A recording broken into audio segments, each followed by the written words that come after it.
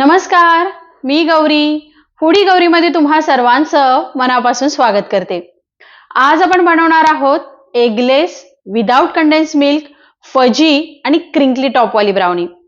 तुम्हाला वाटेल की चॉकलेट केक आणि ब्राउनी तर सेमच आहेत, पण त्याच्या टेक्स्चरमध्ये आणि चवीमध्ये खूप फरक आहे. चॉकलेट केक हा स्पंजी असतो, तर ब्राउनी ही फजी म्हणजेच ओलसर आणि कमी फुगलेली असते आणि म्हणूनच त्याच्या चवीमध्ये सुद्धा फरक लागतो. ब्राउनी ही मोठ्या मोठ्या रेस्टॉरंटमध्ये डेझर्ट म्हणून सर्व केली जाते. तर अशीच ही यम्मी ब्राउनी घरच्या घरी सोप्या पद्धतीनं आणि अचूक प्रमाणासह कशी बनवायची ते आज आपण या व्हिडिओमध्ये बघणार आहोत. तर लगेचच आपण रेसिपीला सुरुवात करूयात.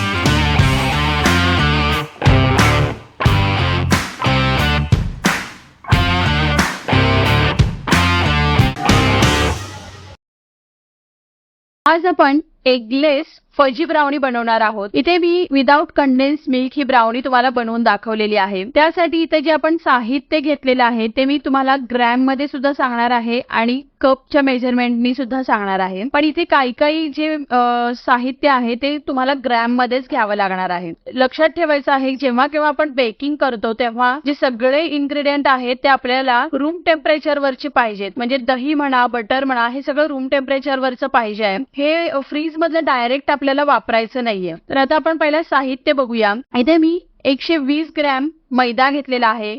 कप प्रमाणे तो अर्धा कप एवढा मैदा आहे. साखर घेतलेली आहे अर्धा कप आणि वजनी प्रमाणात 120 ग्रॅम एवढी साखर आहे. आपण ही साखर मिक्सर मधून ह्याला पिठी साखर बनवून घ्यायची आहे.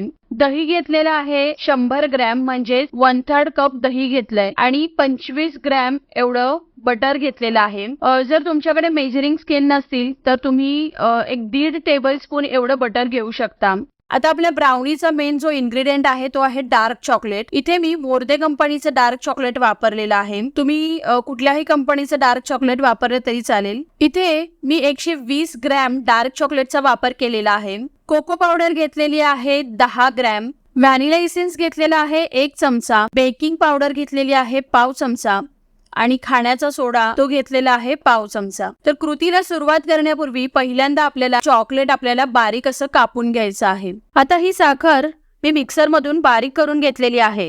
तर आता ह्या पिठी साखर मध्ये इथे मी 100 ग्रॅम म्हणजे 1/3 कप एवढं दही घेतलंय ते घालून घेऊयात आणि याला छान व्यवस्थित मिक्स करून घ्यायचं आहे. अगदी स्मूथ असं आपलं हे बॅटर तयार झालं पाहिजे.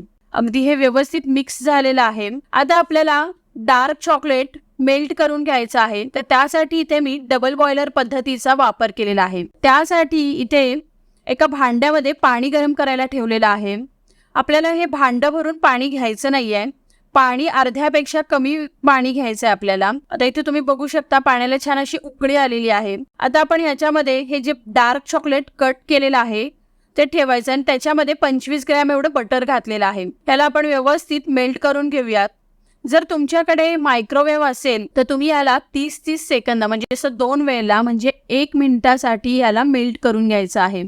आणि ज्यांच्याकडे मायक्रोवेव्ह नाही त्यांनी अशाच पद्धतीनं म्हणजे या डबल बॉयलर पद्धतीनं हे चॉकलेट मेल्ट करून घ्यायचं आहे. आता हे चॉकलेट व्यवस्थित मेल्ट झालंय. ह्याला जास्त असं ओव्हर मेल्ट सुद्धा नाही करायचं आहे. आता आपण ह्याला काढून घेऊयात आणि 5 मिनिटं आपण ह्याला थंड करून घेऊयात. इथे मी काचेच्या बाउलचा वापर केलेला आहे, पण हे यासाठी काचेचंच भांड वापरलं पाहिजे असं काहीच नाहीये. तुम्ही स्टीलचं बाउल सुद्धा वापरू शकता, फक्त प्लास्टिकचं बाउल तेवढं वापरू नका. आता आपलं हे चॉकलेट व्यवस्थित मेल्ट झालेलं आहे आणि थंड सुद्धा झालंय. तर आता हे जे आपलं साखर आणि दही यांचं जे मिश्रण होतं फेटून घेतलेलं ते आपण ह्या मेल्ट केलेल्या चॉकलेट मध्ये घालायचं आहे. आता आपण याच्यामध्ये घालायचं आहे 1 चमचा व्हॅनिला इसेन्स आणि ह्याला व्यवस्थित अगदी एकजीव करून घ्यायचं आहे. व्यवस्थित मिक्स करून घ्यायचं आहे. याचं एकदम छान असं बॅटर झालं पाहिजे. ह्याला आता आपण फेटून घेऊया मस्त. तर आपलं हे बॅटर तयार झालंय. ह्याला वेट बॅटर म्हणजे आपलं वेट इन्ग्रेडियंट असं आपण ह्याला म्हणू शकतो. आता आपण ड्राय इन्ग्रेडियंट बघूया. त्यासाठी मी एका बाउलमध्ये मैदा, बेकिंग पावडर, बेकिंग सोडा आणि कोको पावडर हे एकत्र करून घेतलेलं आहे.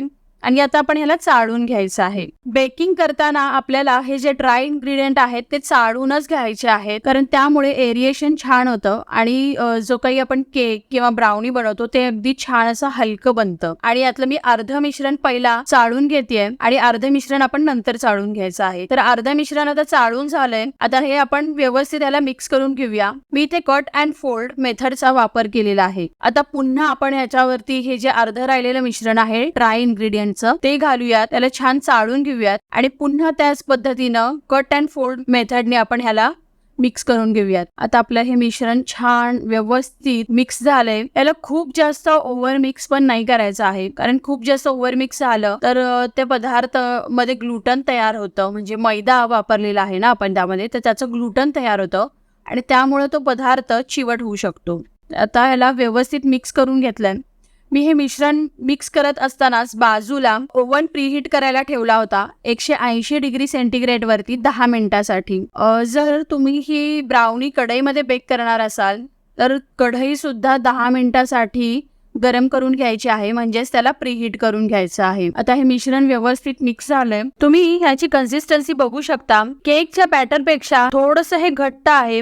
केकचं बॅटर थोडंसं याच्यापेक्षा पातळ असतं, तर अशा पद्धतीने आपल्याला ही कन्सिस्टन्सी ठेवायची आहे. आता आपण ह्याला बेकिंग ट्रे मध्ये काढायचं आहे. इथे मी बेकिंग ट्रे घेतलाय, त्याला आतून बेकिंग पेपर लावलेले आहेत. एक आडवा बेकिंग पेपर लावलाय आणि एक उभा बेकिंग पेपर लावलेला आहे, कारण त्यामुळे आपल्याला ही ब्राउनी व्यवस्थित डिमोल्ड करता येईल, म्हणून मी इथे बेकिंग पेपरचा वापर केलेला आहे. आणि ह्या बेकिंग पेपरला मी बटरनी ग्रीस करून घेतलेला आहे. तुम्ही तेलाचा सुद्धा वापर करू शकता. आता आपलं हे जे मिश्रण आहे ब्राउनीचं ते आपण ह्या बेकिंग ट्रे मध्ये काढूया. आता आपण ह्याला व्यवस्थित एकसारखं असं करून घ्यायचं आहे वरतून स्पॅच्युलानी. आणि आता आपण ह्याला बेक करून घेऊयात. मी याला 160 डिग्री सेंटीग्रेड वरती 22 मिनिटांसाठी बेक करायला ठेवलेला आहे. आता 22 मिनिटं झालेली आहेत. आपण बघूया आपली ब्राउनी बेक झाली आहे का. इथे टूथपिकचा वापर केलेला आहे. टूथपिक बघायची आहे त्याच्यामध्ये घालून. व्यवस्थित क्लीन आली आहे, याचा अर्थ आपली ब्राउनी व्यवस्थित बेक झालेली आहे. आता आपण ह्याला असंच एक अर्ध्या तासासाठी थंड होऊन द्यायचं आहे रूम टेम्परेचर वरती आणि मगच आपण ह्याला डिमोल्ड करूया. तर अर्धा तास झालेला आहे. आपण ही ब्राउनी डिमोल्ड करूया. तुम्ही बघू शकता अगदी ब्राउनीचं टेक्स्चर, अगदी याला क्रिंकली टॉप अशी ब्राउनी म्हणतात. असं मस्त याचं